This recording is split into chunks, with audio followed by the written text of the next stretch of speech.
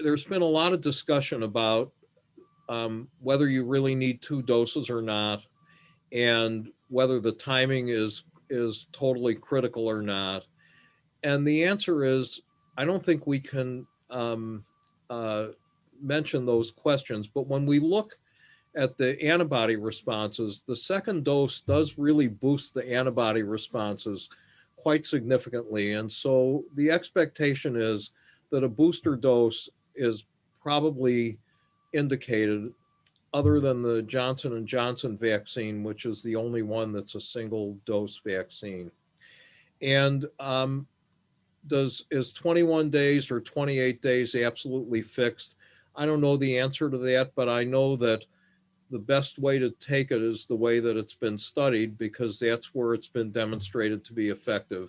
And I think freelancing is probably not a good idea right now. And ultimately, I think there's been this discussion that maybe if we just get first doses into everybody, we can get more people vaccinated. But we already don't know how long the immune response lasts. I'm not sure that mixing it up with single doses is going to make any sense, and ultimately is going to do anybody any good. It's a difficult one because if COVID-19 is raging throughout your community, getting into as many arms as possible with one dose would seem to be, I can understand why some governments have chosen that strategy. But as Stu said, the only hard data we have on protection is from the clinical trials that have a particular dosing regimen and a boosting strategy.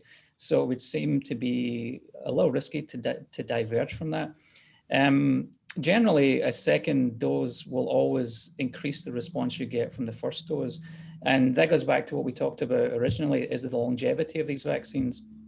It may well be that a single dose would give sufficient protective immunity, but that will probably it wane from a lower set point than you would have got if you had two shots. So I think in some, like I know from the UK, because that's where I hail from originally, they've gone to a strategy of just prioritizing a single shot.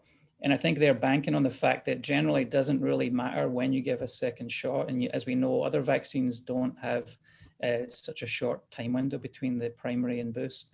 But as Stu said, I think we would be best advised also to follow the clinical trial as closely as we possibly can, because that's where we actually have data.